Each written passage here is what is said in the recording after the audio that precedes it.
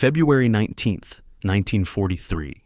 The desert wind carried smoke across the mountains of western Tunisia, while shattered American equipment burned beneath a gray afternoon sky. Destroyed trucks lay overturned beside narrow roads clogged with retreating soldiers. Tank tracks carved frantic paths through the sand, where armored crews had abandoned vehicles in panic. Artillery pieces stood silent and half-buried, some captured before their crews managed to fire more than a handful of shells. Across nearly 50 miles of collapsing front lines, entire American formations dissolved into confusion. Field Marshal Erwin Rommel stood amid the triumph of the Afrika Korps and watched the retreat unfold. For nearly 3 years, German forces had built a reputation for battlefield superiority that seemed almost mythical. Poland had fallen in weeks. France, supposedly protected by the strongest army in Europe, collapsed in little more than a month. German armored formations had driven deep into Soviet territory with terrifying speed. In North Africa, British armies had repeatedly been thrown backward across vast distances of desert. Now, the Americans had entered the war against Germany for the first time in major ground combat, and they appeared utterly unprepared. The Battle of Kasserine Pass looked less like a contest between modern armies and more like a lesson in military humiliation. Approximately 6,500 American casualties were suffered in less than a week. Nearly half that number became prisoners of war. German armored columns cut through weakly coordinated defensive lines almost at will. Units lost contact with headquarters. Retreat routes became jammed with abandoned equipment and frightened soldiers trying to escape the advance. That evening, Rommel reportedly wrote home with confidence bordering on contempt. The Americans, he believed, simply did not yet know how to fight. At that moment, few German commanders would have disagreed with him. Yet years later, after Germany itself had collapsed into ruin, another senior German officer would deliver a dramatically different assessment of those same Americans. In a prisoner of war camp in Britain, General Gunther Blumentritt spoke with military historian B.H. Little Hart about the campaigns that destroyed the Third Reich. Blumentritt discussed Allied commanders carefully, comparing British, Canadian, and American methods of war. But when the conversation turned toward General George S. Patton, his tone shifted noticeably. Patton, he admitted, impressed German officers deeply. Aggressive, lightning fast, unpredictable. A commander who conducted armored warfare in ways Germans themselves admired. Blumentritt even suggested Patton improved upon the Napoleonic obsession with speed and relentless momentum. The distance between Rommel's judgment at Kasserine and Blumentritt's admiration after the war tells the story of one of the most astonishing military transformations in modern history. At first, German commanders saw Americans as amateurs. Later, many feared them more than any enemy they faced in the West. Not because individual American soldiers were superhuman. Not because American troops were universally superior in small unit combat, but because the United States built a system of warfare that multiplied strength on a scale Germany could no longer match. A system driven by industrial power, organizational flexibility, logistical abundance, artillery coordination, air supremacy, and an institutional culture that learned from failure with frightening speed. To understand why German soldiers eventually described American forces with words like overwhelming, unstoppable, and terrifying, it is necessary to understand how little respect they initially had for them. German confidence before Kasserine did not emerge overnight. It had deep intellectual and ideological roots stretching back decades. During the years before the Second World War, German military analysts carefully studied America's military capabilities.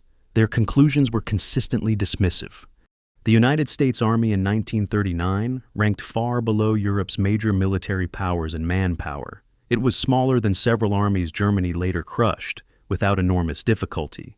America had not fought a large-scale modern war since 1918. Its officer corps lacked extensive combat experience.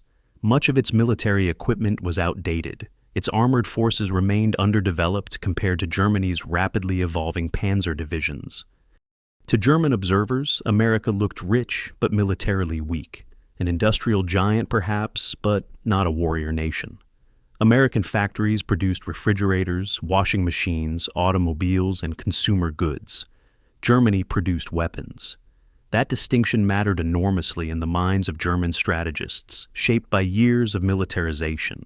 Nazi ideology reinforced every one of these assumptions. Adolf Hitler believed military strength came from racial purity, discipline, unity, and national will. Germany, in his view, possessed all of these qualities naturally. America did not. To Nazi thinkers, the United States represented everything they despised: ethnic diversity, democracy, political disagreement, and cultural pluralism.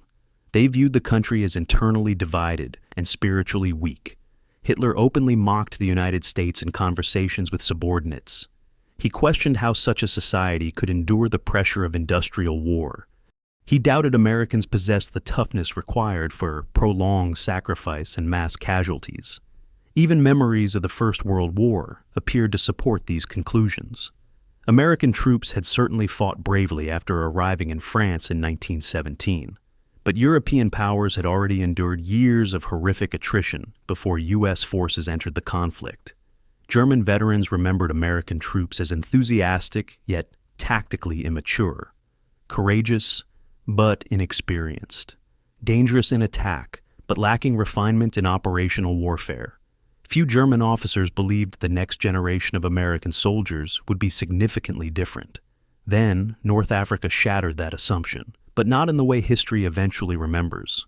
When U.S. forces first met the Wehrmacht in Tunisia, German expectations seemed completely vindicated. American command performance at Kasserine was disastrous. Major General Lloyd Fredendall commanded Second Corps, in ways later studied as examples of catastrophic battlefield leadership. Defensive positions were spread too thinly across a wide front. Units sat isolated from one another, without effective mutual support. Coordination between infantry, armor, artillery, and reconnaissance remained weak. Fredendall himself operated from a massive headquarters bunker, carved deep into rock far behind the front lines.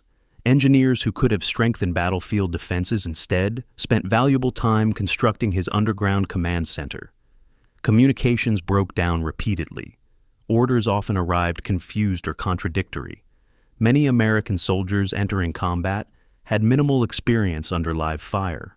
Some replacements had barely completed training before being rushed into the theater. Rommel attacked with the confidence of a commander who had spent years defeating Allied armies in the desert. German panzers advanced through weak points that should never have existed. American artillery batteries were overrun before they effectively deployed. Isolated infantry formations collapsed beneath concentrated pressure. Tanks maneuvering without coordinated support burned beneath the accurate fire of German anti-tank guns, especially the feared 88mm. Retreat quickly became chaos. Roads filled with abandoned vehicles and frightened men. Officers lost control of formations. Units meant to support one another became separated and destroyed individually. Thousands surrendered after becoming trapped or cut off. The psychological shock was enormous. American soldiers who expected war to resemble training exercises suddenly encountered the terrifying speed and violence of experienced German mechanized warfare. Later, General Omar Bradley would describe Kasserine as perhaps the worst battlefield performance in the history of the U.S. Army. German officers saw no reason to question that judgment. The Americans, they believed, lacked the cohesion and professionalism necessary to stand against veteran European armies. Their industrial power could not compensate for tactical weakness. Their diverse society could not produce the unity or discipline Germany associated with military excellence. Rommel predicted it would take months, perhaps years, before American troops became truly formidable. Some German commanders privately doubted they ever would, but Rommel noticed something important after the battle. The Americans were not reacting like a permanently defeated army. They were humiliated, certainly, angry, absolutely, but they were not paralyzed. Instead of retreating into passivity, the U.S. Army began changing almost immediately. Mistakes were studied aggressively, commanders were replaced, training intensified, procedures evolved. Within weeks, the atmosphere inside American formations transformed dramatically. General Dwight D. Eisenhower removed Fredendall from command and appointed Patton to lead Second Corps. Patton arrived like a storm. His energy was relentless. His demands bordered on obsession. Uniform regulations became strict almost overnight. Soldiers previously allowed lax discipline suddenly found themselves under constant inspection. Helmets had to be worn properly. Weapons had to remain clean. Officers appearing sloppy could be publicly humiliated or fined. Training intensified brutally.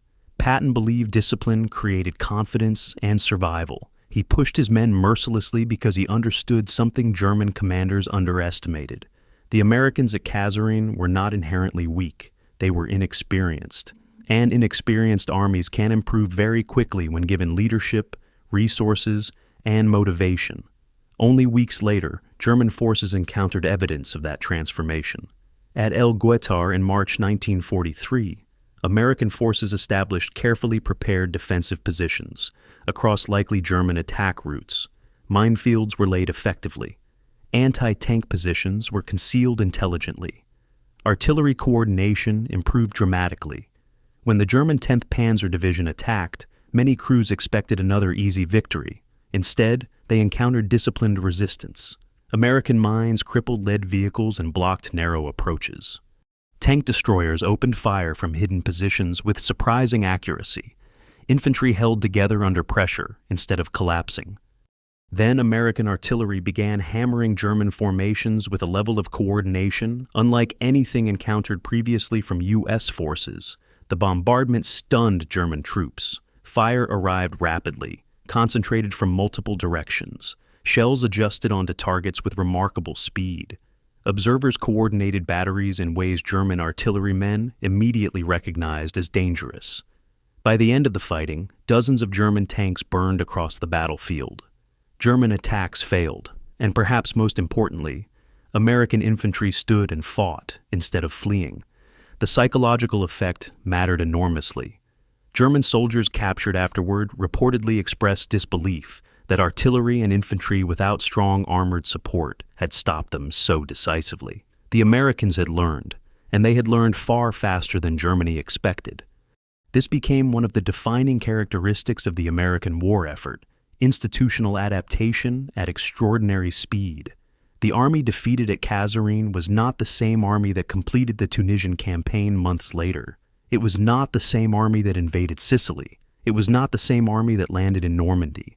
By May 1943, Axis forces in North Africa surrendered in enormous numbers. Roughly 275,000 German and Italian troops entered captivity. The scale rivaled some of the largest defeats suffered anywhere during the war. German analysts struggled to explain how American combat effectiveness improved so dramatically in such a short time. Rommel himself eventually acknowledged it. In later reflections, he praised the rapid development of American operational leadership and specifically noted the mobile warfare later conducted by Patton in France. What Rommel observed, but perhaps never fully articulated, was the emergence of an entirely different model of military power. Germany traditionally emphasized battlefield excellence at the tactical level. German small unit leadership, training, and doctrine were often superb. But the United States approached war differently. America built systems, integrated systems, systems that amplified the effectiveness of every soldier, every artillery battery, every tank, every aircraft, and every logistical unit far beyond individual performance alone. At the center of this system stood American artillery. More than any other Allied weapon, German veterans consistently identified U.S. artillery as the battlefield threat they feared most. Not tanks, not bombers, not infantry patrols, artillery. The reason went far beyond sheer shell volume. Although American ammunition production was indeed staggering, the real difference was coordination and responsiveness. Before the war, American artillery officers developed advanced fire control systems at Fort Sill. Unlike many European armies where artillery batteries operated relatively independently, the American approach centralized coordination in ways that dramatically increased flexibility. Observers anywhere on the battlefield could request support from virtually any available guns within range. Requests moved rapidly through communication networks. Battalion-level fire direction centers calculated solutions efficiently using standardized procedures and mechanical aids. American artillery could mass fires astonishingly quickly. Targets identified minutes earlier suddenly disappeared beneath concentrated shell fire. German systems often required far more time to organize comparable responses. Those differences became terrifying on the battlefield. German soldiers quickly learned to fear small American observation planes, especially the fragile Piper J-3 Cub circling overhead. The aircraft appeared harmless, slow, unarmed, barely faster than civilian automobiles. But once spotted above German positions, devastating artillery usually followed within minutes. Observers corrected fire methodically until bombardments landed with horrifying precision. Then American forces perfected perhaps the most psychologically shocking artillery technique of the war, time on target. Multiple batteries positioned miles apart calculated firing solutions so every shell arrived simultaneously. There was no warning, no gradual buildup, no opportunity to dive for cover after hearing initial impacts. One moment, silence. The next moment, complete saturation. German veterans later described these bombardments as almost supernatural. Entire positions vanished beneath explosions appearing all at once. The effect became even deadlier during the Battle of the Bulge. At Elsenborn Ridge, hundreds of American artillery pieces concentrated against advancing German armored formations, including elite Waffen-SS divisions expected to spearhead Hitler's offensive. The bombardments shattered repeated attacks. The 12th SS Panzer Division Hitlerjugend suffered severe losses attempting to break through American positions. Tanks burned in forests. Infantry disappeared beneath shell bursts. Entire assault formations lost cohesion before reaching objectives. Then American artillery became even more lethal through introduction of the proximity fuse.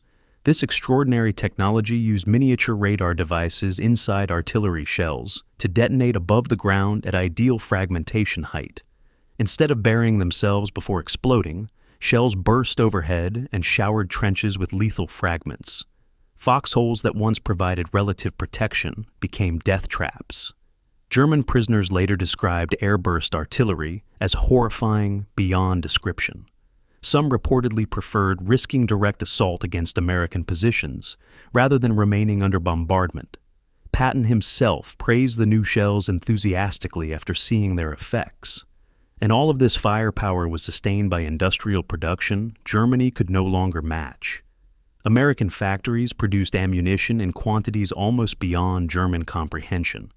Entire artillery battalions fired shell totals that would have exhausted German corps-level stockpiles.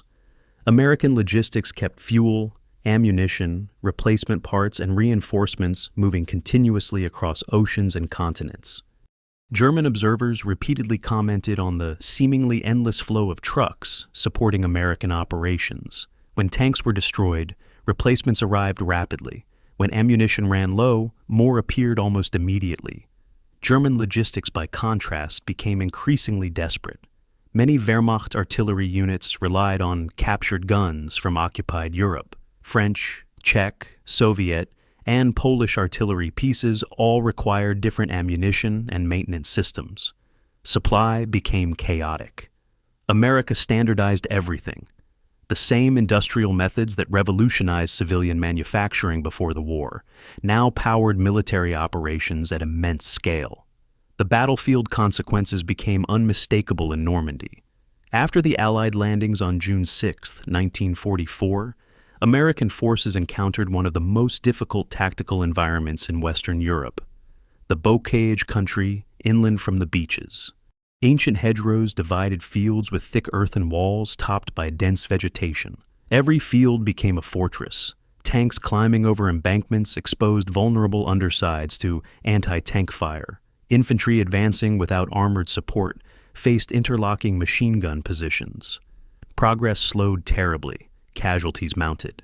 German defenders initially believed the terrain strongly favored them. Some even wondered whether the Americans might repeat the failures of Kasserine under these difficult conditions. But once again, the Americans adapted rapidly. Tank crews improvised new equipment using scrap steel from German beach obstacles. Infantry developed new assault methods field by field. Engineers experimented constantly. Most importantly, innovation spread rapidly through the American Army, without waiting endlessly for formal approval. This flexibility mattered enormously. Sergeant Curtis G. Cullen created one of the most important innovations of the campaign: hedgerow cutters mounted onto Sherman tanks. These steel prongs allowed tanks to burst through embankments at ground level instead of climbing over them. General Bradley immediately recognized the value. Production expanded rapidly. Soon, large numbers of American tanks possessed the new equipment. The Germans did not anticipate what came next. On July 25, 1944, Operation Cobra began. The offensive opened with one of the most devastating aerial bombardments of the war. Approximately 1,500 heavy bombers saturated German defensive zones with explosives and fragmentation bombs. Elite formations such as the Panzer Lehr Division suffered catastrophic losses. Vehicles overturned, communications collapsed, thousands died. Survivors emerged stunned into attacks from advancing American ground forces. Then, Patton's Third Army burst through the gap. What followed shocked German commanders. The Americans suddenly conducted mobile warfare with speed and aggression rivaling Germany's own early blitzkrieg campaigns. Armored columns swept across France. Supply depots were overrun, communications severed, retreat routes blocked. Entire formations became trapped before they could reorganize. German commanders who once dismissed American operational skill watched in disbelief as U.S. armored forces maneuvered with extraordinary momentum. The Falaise Pocket destroyed much of Germany's strength in France. Roads filled with wrecked armor, burning vehicles, dead horses, abandoned artillery, and decomposing bodies. Senior German officers described scenes approaching nightmare. Eisenhower later wrote the battlefield resembled descriptions from Dante's Inferno. By late 1944, German assessments of American military capability had changed completely. General Heinz Guderian openly praised Patton's campaign after the war. General Alfred Jodl later admitted Germany effectively lost the war in the West, once Allied breakout operations succeeded. Yet, Hitler still clung to old assumptions. He believed Americans remained fundamentally soft. That belief shaped Germany's final major offensive. In December 1944, Hitler launched the Ardennes Offensive, remembered as the Battle of the Bulge. The plan aimed to split Allied armies and seize Antwerp through surprise attack. Elite SS panzer divisions formed the spearhead. German leaders hoped shock and confusion would collapse American resistance just as it had at Kasserine nearly 2 years earlier. Initially, the offensive achieved dramatic surprise. Fog and snow grounded Allied aircraft. Thin American lines bent backward under heavy assault. But the response demonstrated how completely the U.S. Army had transformed. At Battle of Lanzerath Ridge, a tiny American reconnaissance platoon delayed far larger German paratrooper forces for hours. At Elsenborn Ridge, American infantry divisions stopped repeated assaults from elite armored formations. Bazooka teams hunted tanks through forests. Artillery shattered German attacks before breakthroughs formed. The timetable of the entire offensive slowed catastrophically. Then came Siege of Bastogne. Surrounded American defenders refused surrender. Brigadier General Anthony McAuliffe answered German demands with his famous reply, "Nuts!" American forces held, despite freezing conditions and repeated attacks, until Patton executed one of the most remarkable operational pivots of the war, turning an entire army northward through winter conditions to relieve the city. Even Winston Churchill later called the Bulge perhaps the greatest American battle of the war. By this stage, German perceptions of Allied armies were deeply defined. British forces were respected as disciplined and professional, but they were also viewed as methodical and predictable. German commanders often believed they could anticipate British operations through reconnaissance and preparation. American forces felt different, more flexible, faster, less rigid, harder to predict, and backed by overwhelming systems of artillery, logistics, air power, and industrial support. This distinction mattered enormously. German fear of Americans was not simply fear of individual infantrymen. It was fear of the American machine as a whole, an army that absorbed mistakes rapidly, an army whose firepower could annihilate concentrations in minutes, an army whose trucks never seemed to stop arriving, an army whose aircraft dominated daylight skies, an army whose logistical capabilities appeared bottomless, and perhaps most importantly, an army whose strength kept growing stronger with every month of war. By spring 1945, Germany's collapse became unavoidable. American forces crossed the Rhine. German industry lay shattered beneath bombing campaigns. Fuel shortages crippled mobility. The Wehrmacht still fought fiercely in many places, but hope disappeared. The same American soldiers who once fled in confusion across Tunisia now advanced deep into Germany itself. Many were literally the same men. They had changed through experience, training, leadership, and adaptation. German officers later admitted they made a catastrophic error after Kasserine. Their initial criticism had been accurate. The Americans truly were inexperienced in early 1943, but Germany mistook temporary weakness for permanent inferiority. That misunderstanding proved fatal. Because America possessed advantages Germany failed to fully appreciate until too late: immense industrial capacity, flexible institutions, logistical mastery, and a culture willing to analyze failure honestly rather than deny it. The transformation from Kasserine to Normandy happened astonishingly fast. The army that broke under Rommel in February 1943 became the force that shattered Nazi Germany less than 2 years later. Not because Americans were born superior soldiers, not because they possessed magical advantages, but because ordinary men from factories, farms, towns, and cities learned quickly under pressure and fought inside a military system capable of turning mistakes into improvements faster than almost any opponent expected possible. That was the lesson German commanders carried with them after the war. At Kasserine, they saw weakness. By 1944, they saw something far more dangerous: a military machine that combined industrial might, operational flexibility, overwhelming logistics, coordinated firepower, and rapid adaptation into a style of warfare Germany ultimately could not survive. And for soldiers who faced it firsthand, that combination became genuinely terrifying.